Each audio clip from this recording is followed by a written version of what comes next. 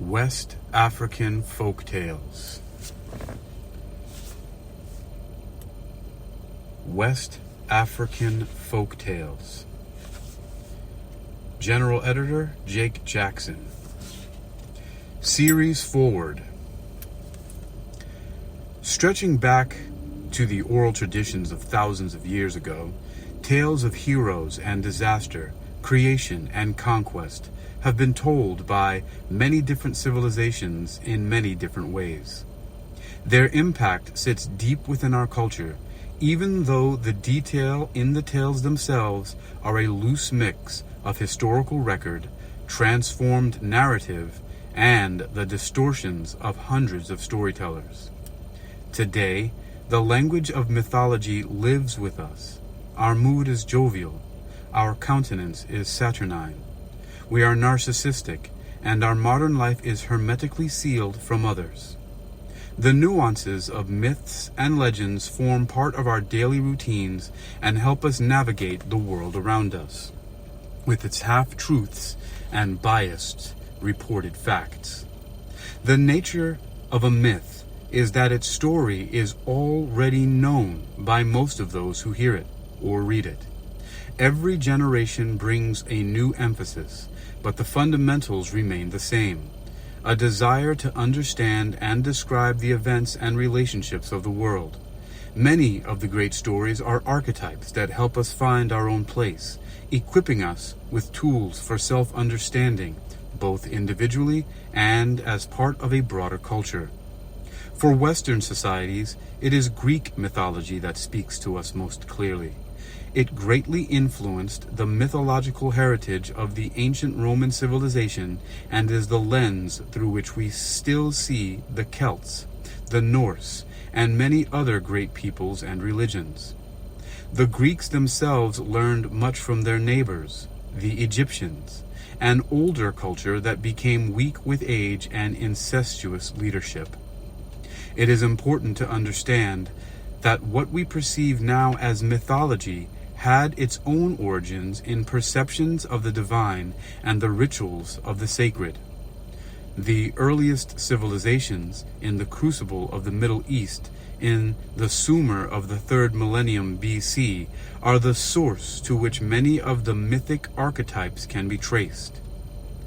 As humankind collected together in cities for the first time, developed writing and industrial-scale agriculture, started to irrigate the rivers, and attempted to control rather than be at the mercy of its environment, humanity began to write down its tentative explanations of natural events, of floods and plagues, of disease. Early stories tell of gods, or godlike animals in the case of tribal societies such as African, Native American, or Aboriginal cultures, who are crafty and use their wits to survive. And it's reasonable to suggest that these were the first rulers of the gathering peoples of the earth, later elevated to godlike status with the distance of time. Such tales became more political as cities vied with each other for supremacy, creating new gods, new hierarchies for their pantheons. The older gods took on primordial roles and became the preserve of creation and destruction, leaving the new gods to deal with more current, everyday affairs. Empires rose and fell, with Babylon assuming the mantle from Sumeria in the 1800s BC. Then, in turn, to be swept away by the Assyrians of the 1200s BC.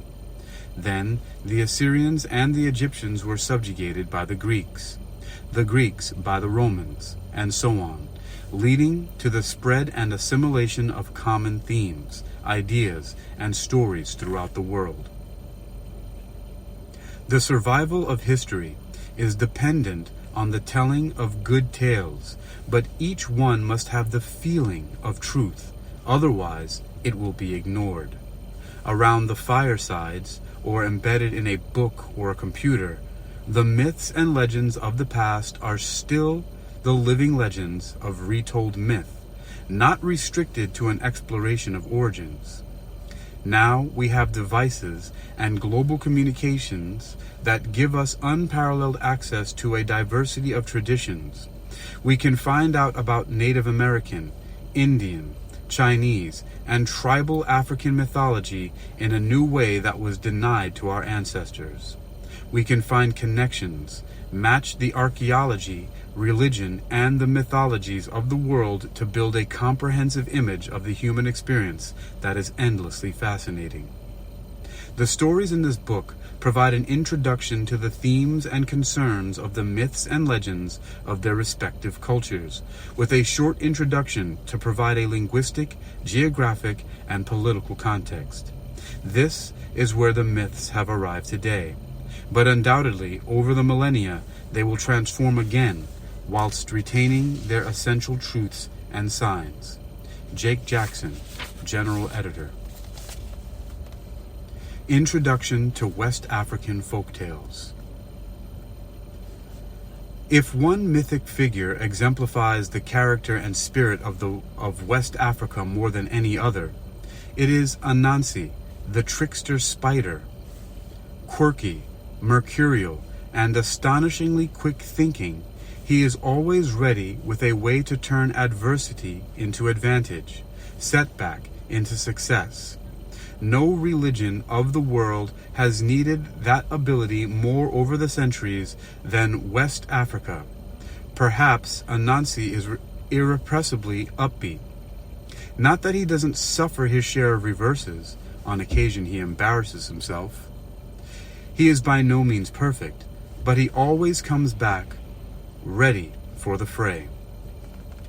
An enthusiastic storyteller himself, he is also an eager connoisseur and indefatigable collector. He longed to be the owner of all the stories known in the world, we are told at one point. Anansi appreciates that myths encode the intelligence, the wit and humor of humankind, as do the wealth of West African stories gathered here. Doubtful darkness. A sunny optimism prevails. As dismal as its history may have been at times, Africa was only ever the dark continent because Europeans chose to close their eyes. To its inhabitants, humanity, in the first place, and then it followed inevitably to their achievements, the extraordinary civilizations that they had built. It was understandable that they should have found it a confusing continent, though given the immense geographic, demographic, and cultural complexity over which they were drawing their crisply clear-cut colonial map. Nowhere was this more true than in that western corner between the Sahara's southern limit and the main body of Central Africa. The first region to be visited by Europe's seaborne traders in the Age of Discovery of the 15th century, it had been opened up well before that by Arab merchants from the Maghreb, who had come down here in camel caravans across the desert sand. The mineral and agricultural wealth which had attracted these outsiders had of course already fostered the growth of an array of important indigenous cities and states. A world in one region. West Africa is indeed a little world. The map may show an orderly series of small countries clustered around a curving coast, but this view is seriously misleading. A neat-looking little segment here, Ghana is actually only the tiniest bit smaller than the United Kingdom. Nigeria is almost 4 times that the size. Moreover, these countries, with their clear-cut borders, encompass huge demographic diversity. Ghana's 100-plus indigenous ethnic communities speak some 79 languages, while Nigeria's 250-odd ethnic groups speak 500 tongues. Cameroon has 200 ethnic groups, and by some estimates up to 600 different languages. Even tiny Togo, only 57,000 kilometers squared, 22,000 square miles, in area, has 37 different recognized ethnicities. Sierra Leone lags well behind with just 16. Liberia was famously colonized in the 19th century by freed slaves from the United States, but it has 17 indigenous ethnic groups as well. Notoriously, national boundaries were laid down arbitrarily by European negotiators. So Senegal was French, as was the Ivory Coast, or Côte d'Ivoire. So too were Togo and Benin, whereas Nigeria was British, as ultimately was the Gold Coast, or Ghana. Even under colonialism, though, the real story was more complicated. Ghana had belonged to the Portuguese and the Germans before the British made it theirs.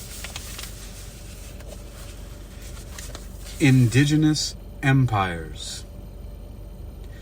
The ancient homeland of the Yoruba, who built the great civilization around life, centered on the Niger Delta, but spilled across the borders of Nigeria into modern-day Togo and Benin. Their craftsmen created bronze sculptures of breathtaking beauty.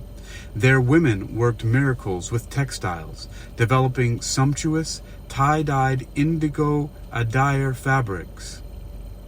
The Yoruba believed that life, or that Ife, was the center of the world, and the place where human life had first begun. A naive parochial perspective, though no more so than the later one that saw the earth as being arranged around the Greenwich Meridian, and Ife's stunning sculptures, in virtuosity and vision a match for anything being produced in Europe at the time, as primitive.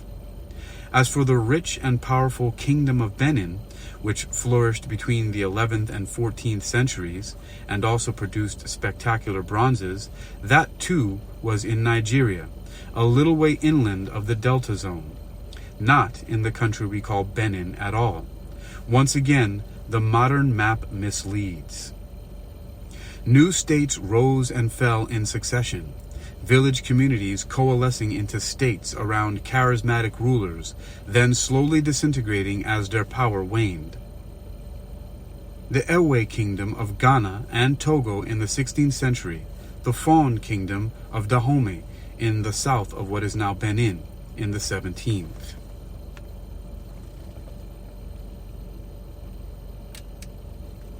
Windows on the world. From about 1700, the Ashanti Confederacy, a grouping of communities of the Akan people, occupied areas across southern Ghana, but also spread over into the Ivory Coast and Togo.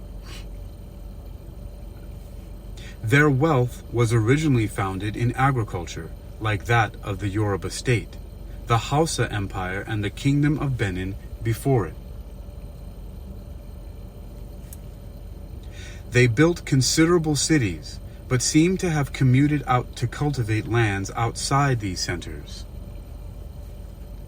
Like other coastal communities, though, they also engaged in commerce with Europeans, first in precious resources, hence the labels Ivory Coast and Gold Coast, then subsequently in the brutal trade in slaves. Close relations with the colonial powers did not necessarily mean meek subservience. The Ashanti Confederacy resisted British settlement fiercely and scored several important victories. Cultures of quietness. Historically significant as these states were, they don't necessarily typify the trajectories of West Africa's peoples. Many lived modestly and quietly, never amassing great riches or acquiring empires. The Ekoi of southeastern Nigeria and Cameroon were experts in wood carving, creating stunningly sculpted masks. Like the Ekoi, the Fang and Bulu of Cameroon also lived peacefully for centuries. All three groups were badly hit by the depredations of the slave trade. Environmental considerations influenced the lifestyles, and hence the priorities of different peoples. To take one obvious example, communities which lived near water, like Liberia's Jabo, who lived along their country's coast, or Ghana's Karachi, who had settled in the valley of the Volta River, subsisted by fishing as well as farming. Pastoralist preferences. Further north, in the Sahel, where the tropical forests started to give way to the grassland, scrub, and semi-desert of the Saharan fringes, communities pursued a pastoralist way of life. Whilst some in the more fertile southern zone grazed flocks from the permanent villages, where they also farmed, others further north lived nomadically. They had to, given the scarcity of grazing and the unreliability of water sources. They needed to be ready to uproot at any moment and take their lives and flocks where the resources were. The most famous of these peoples were the Fula, or Fulani. Herders of cattle and goats, they are believed to have originated near the coast in what is now Senegal. Over time, however, their nomadic pastoralist lifestyle took them deeper into the interior. But there were many other groups, including Akan communities living in more arid, northerly areas unsuited to the agrarian way of life their kinsfolk followed. These nomadic groups were the first to come into contact with Arab traders who over centuries came south over the Sahara to exchange salt and silks for precious metals, ivory, and other luxuries. The Arabs also brought Islam to the region. Demarcation disputes. West Africa, as a geographical or political category, is of course quite vague. Where it begins and ends is a matter of debate, with ultimately no right answer. The compiler of a collection of folk tales has to make some fairly arbitrary decisions. Not so much with regard to the region's northern frontier. The Sahara Desert is seen as setting a natural limit. Neither Mauritania nor Mali, Niger nor Burkina Faso really look like they belong. To the southeast, the limits are a lot less clear. Geographers generally exclude countries like Equatorial Guinea, Gabon, Cameroon, and the Republic of the Congo. Demographically, it is more difficult to say. For this collection, it has been decided to include Cameroon. The westernmost of this group, it shows obvious communities with the other countries we've included in its ethnic and linguistic communities. Its mythology clearly complements theirs as well. Bantu beginnings? To make an already highly complex question all but impossible to resolve, there's the fact that so much of Eastern and Southern Africa seems to have been formed, culturally and linguistically, by West Africa. If humankind as a whole came out of Africa, as most experts believe, then a great deal of Africa came out of this one little corner, albeit far, far more recently, it must be said. To this day, by far, the majority of West Africa's people speak languages belonging to the Niger-Congo group, which for many years was known to scholars as Bantu. This title is avoided now, since it is generally associated with languages and peoples found in Central and Southern Africa. The label is logical enough, though, given that the more southerly Bantu languages are believed to have been distributed through the continent by a large-scale migration which took place almost 1,000 years ago and appears to have originated in roughly this area of West Africa. But the migrants didn't just take their language with them. They took all sorts of skills, assumptions, and ideas, their beliefs and rituals, their traditions, and, surely, their myths. Though these inevitably developed and changed as new communities settled further south and east and came by new histories and new identities, they were still shaped by their remoter regions, which makes it even harder than it already was to establish a firm frontier for West Africa and a clear canon of West African folktales. a crowded cosmos.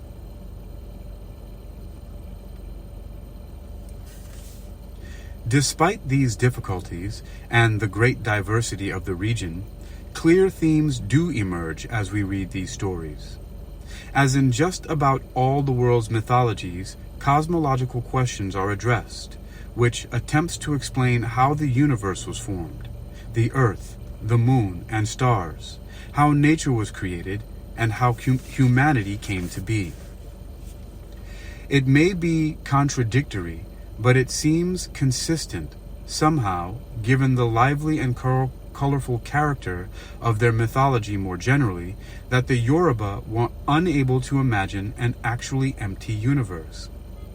Even when the waters extended all over the earth, and the world was yet to be created, it was, their creation story suggests, already peopled. Contrast this with the 7-day story of the biblical Genesis account, in which the making of man and woman is God's final task. Other West African peoples took a different view, of course, but they generally concur in depicting the newly created world as an extremely lively scene, and a strongly anthropomorphized one. The sun and moon are not just heavenly bodies, but engaging, if sometimes semi-comic, personalities. Again, the contrast with the portentous impersonality of the biblical account is strong. Animal energy. Animals are well to the fore in a great many of these stories, though they too are strongly anthropomorphized in many cases.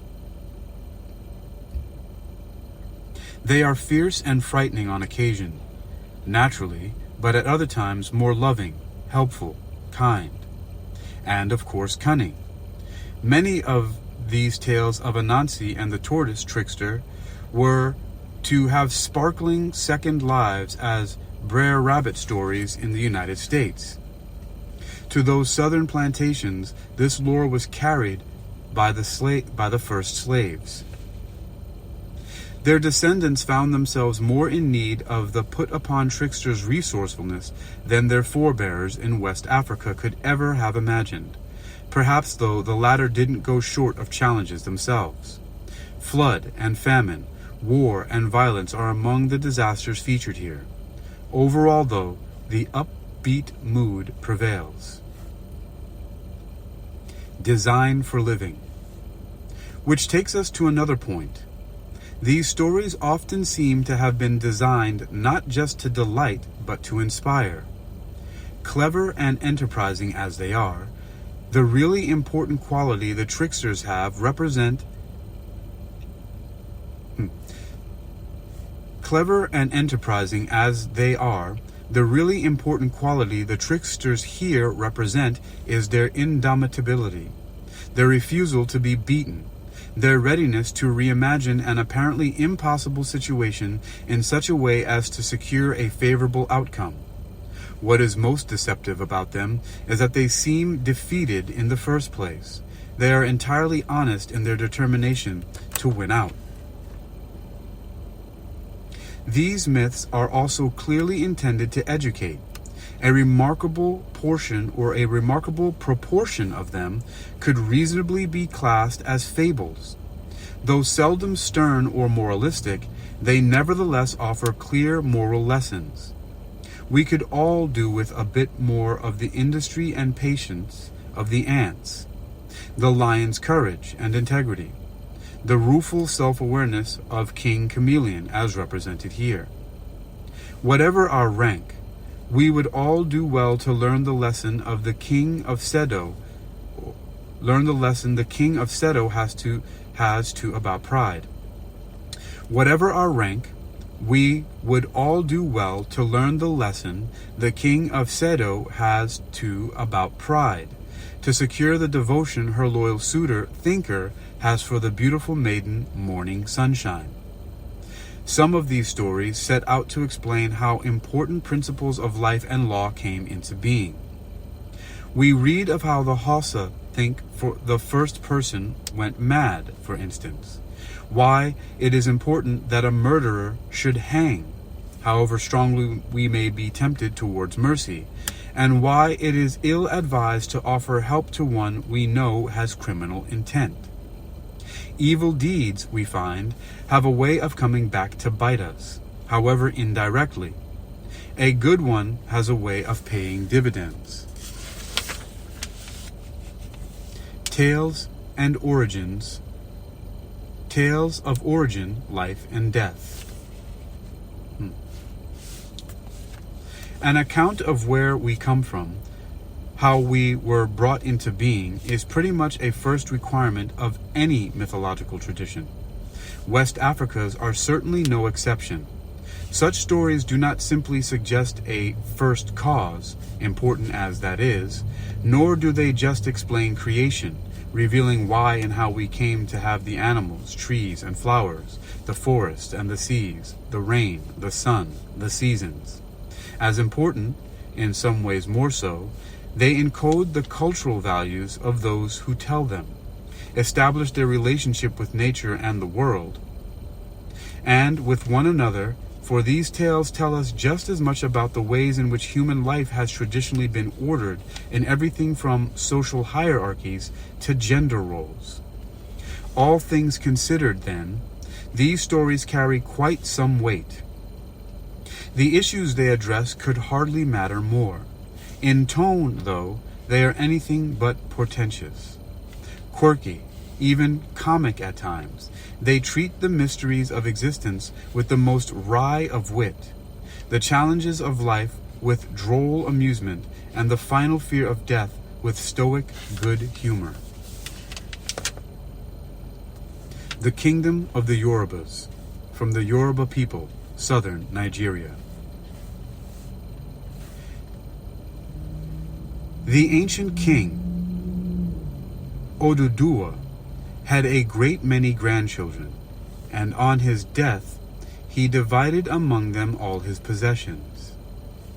But his youngest grandson, Oranian, was at that time away hunting, and when he returned home, he learnt that his brothers and cousins had inherited the old king's money, cattle, beads, native cloths, and crowns, but that to himself nothing was left but 21 pieces of iron, a cock, and some soil tied up in a rag.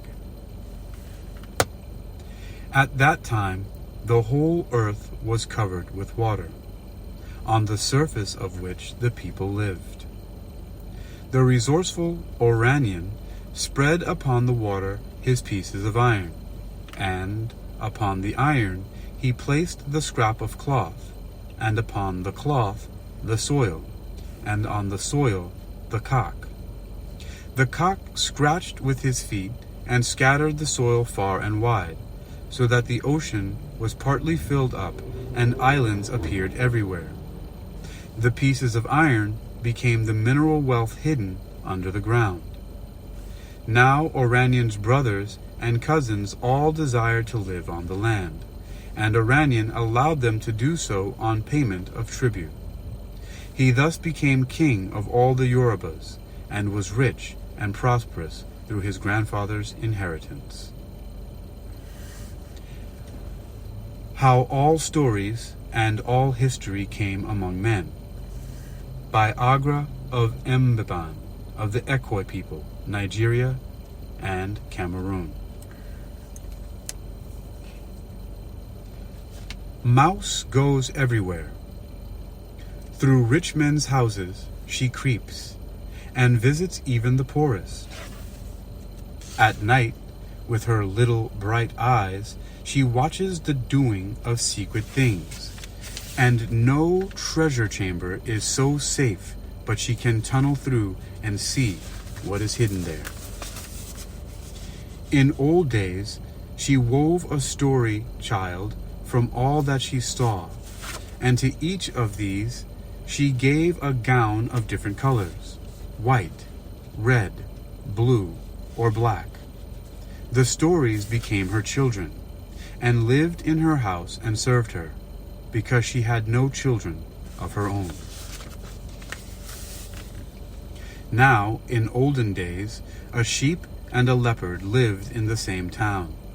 In course of time, leopard became anciente, and sheep also. Sheep bore a daughter, and leopard a son. You know, I'm gonna have to hold on for this minute. I don't know what that. I don't think I've ever seen that word before. Enceinte. I wonder even how it's pronounced. Let's see. Let's take a pause here while Hakeem figures out what this word is that apparently I've never seen before. Let's spell it out, Googles.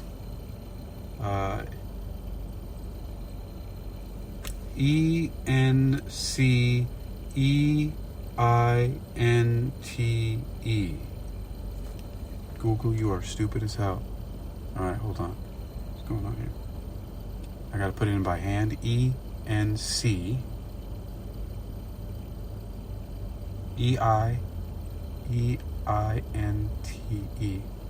Yeah, I know. I totally broke. Ncei. Oh, there we go. The meaning. Oh, pregnant. Oh, God. Why would they use that word? And enceinte is a French term that refers to the main defensive enclosure of a fortification. For a castle, that this is the main defensive wall. Okay. Apparently. Of course, it has different meanings. An enclosure in an area of land. So it's either pregnant or an enclosure. That's the two I'm going to go with. All right. And since I broke out for a moment, I'm going to start that section again, but just I'm going to say hello to whoever came into wisdom here. Hello, Yusuf Wasserman, Migdalia, Foxy, Lois Hampson, Matthew Burris, Angelina Frost, Marcy Ann, Mojo, Christopher John Martins, Cosmic J, Mike Jackson, Dottie, hello Dottie, and Rebecca Oberotha, and Anthony Thomas. All right, so I'm going to continue here with this story that is called How All Stories and All History Came Among Men by Agra of Mbeban of the Ekwe people, Nigeria and Cameroon. I'm starting from the beginning. Mouse goes everywhere.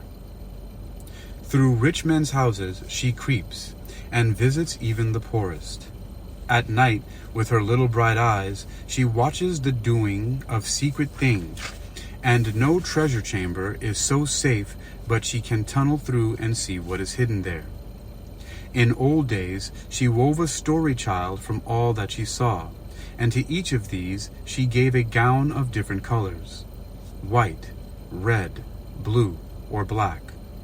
The stories became her children, and lived in her house and served her, because she had no children of her own. Now, in olden days, a sheep and a leopard lived in the same town. In course of time, leopard became enceinte, and sheep also. Sheep bore a daughter, and leopard a son. There was a famine in all the land. So leopard went to sheep and said, "Let us kill our children and eat them." Sheep thought, "If I do not agree, she may kill my child in spite of me." So she answered, "Good." Then sheep went and hid her own babe, and took all that she had and sold for a little dried meat. This she cooked and set before leopard, and they both ate together. Leopard killed her own child, and ate that also. In another year, they both became enceinte again, or once more. This time again the townsfolk were hungry. Leopard came as before and said, "Let us kill these children also." Sheep agreed. But she took her second child and hid her in the little room where the first child was, then went out and begged till someone gave her a few pieces of dried meat. These she cooked and set before leopard as she had done before, in place of her babe. Leopard ate and said nothing. Some years afterward, leopard sent to sheep and said, "Come, today you shall feast with me." Sheep went, and found a great calabash on the table. She opened it, and found it full of food, and by it 3 spoons laid ready. She was astonished, and questioned Leopard. "Formerly we used 2 spoons, you and I. Why should there be 3 today?" Leopard laughed, opened the door of the inner room, and called, "Come, daughter, let us eat." Her daughter came, and they all ate together. Then the mother said, "When my first child came, I killed and ate him, because we were very hungry. But when I learned how you had saved your child, I thought, next time I also will play such a trick on sheep. Therefore I saved my daughter alive." After that, Sheep went home and tended her 2 children. Years passed by, and all the daughters began to grow up. Leopard put her child into the fatting house. Then she went to Sheep and said, "Give me one of your daughters to stay with mine in the fatting house. She is alone and cannot eat." Now Sheep and both her daughters were quite black, but there were some young goats in the house which served them as slaves. These were white. So before Sheep sent her daughter to Leopard's house, she rubbed her all over with white chalk, then dyed one of the young goats black, and sent them together. When they both arrived at the house, Leopard thought that the goat was Sheep's daughter. All 3 of the young ones were placed in the fatting house. During the night, Leopard entered the room, took Goat, and killed her, then cooked the meal and gave to her own daughter to eat, thinking it was the daughter of Sheep whom she had slain. Next day, Leopard went to Sheep and said, "Give me your other child, that our 3 daughters may be in the fatting house together." Sheep consented, but before this child went, she advised her what to do. When, therefore, the second lamb reached the fatting house, she took out a bottle of rum and gave it to Leopard's daughter, saying, "Drink this. It is a present which my mother has sent you." So Leopard's child drank and fell asleep. The 2 young sheep kept awake until their companions slept. They then got up, carried her from her own bed, and laid her on one of those prepared for themselves. It was very dark in the room, and when Leopard came in to kill one of the young sheep, she killed her own daughter instead. She was pleased and thought, "Now I have finished with the children whom Sheep hid from me." Next morning, very early, she went out to the bush to get palm wine, that she might drink it with her daughter while they feasted on the young sheep. No sooner had she left the house than the 2 sheep ran out. One of them went home to her mother's house, but the other followed after Leopard. The latter was at the top of a high palm tree, so Sheep's child stopped some way off and called in a loud voice, "Last night you tried to kill me as you did the young goat, but you made a mistake and killed your own child instead." No sooner had Leopard heard this than she jumped from the tree and ran after the young sheep. The latter ran into the crossroads, and when Leopard reached the place, she could not tell which way Sheep had gone. After thinking a while, she took the wrong road and ran on. Now, when Sheep had run a long way, she met the Nim woman walking along with her juju round her waist. The woman looked as if she had come a long way, and Sheep said, "Let me carry your juju for you." To this the Nim woman agreed. When they came to her house, she was very tired, and her head hurt her. Sheep said, "Let me fetch water and firewood while you rest." The Nim woman was very thankful, and went into her house to lie down. When the young sheep had done as she promised, she went into the other part of the house where the Nim shrine was. On it she saw the medicine. She took this and rubbed over herself. The next day, the Nim woman said, "Will you go and fetch me my medicine, which stands on the shrine of Nim?" Sheep asked her, "Do you not know that I was born into your medicine last night?" At this, the Nim woman was very angry and sprang up. Sheep ran, and the Nim woman followed her. In her hurry to escape, Sheep ran against the door of the house where Mouse lived. The door was old, and it broke, and all the stories on earth, and all the histories ran out.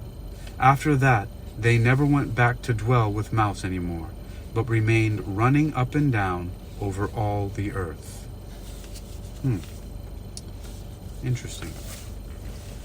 All right, well, that is the first of one of the stories from this West African Folktales book here. Wow. And there's a lot of short ones and a few longer ones. Very, very interesting. The next one is The Gods Descend from the Sky from the Fawn People of Benin. Then you have God Abandons the Earth from Ghana. And then The Coming of Darkness from the Kono people in Sierra Leone. And then Why the Moon and Stars Receive Their Light from the Sun. How the Moon First Came into the Sky. That one looks like that's a long one. Well, longer than others. How All the Stars Came. How the two biggest stars came into the sky. How the sun came into the sky. Wow, this is really cool. All right. Well, you've been listening to World Reading Club, presented by Hakeem Ali-Bokus Alexander, here on Spreaker Social Podcasting and Wisdom Social Audio Inc., presented for World Reading Club in association with Uniquilibrium. This edition's reading focus has come to us from West African Folktales, with the general editor being Jake Jackson.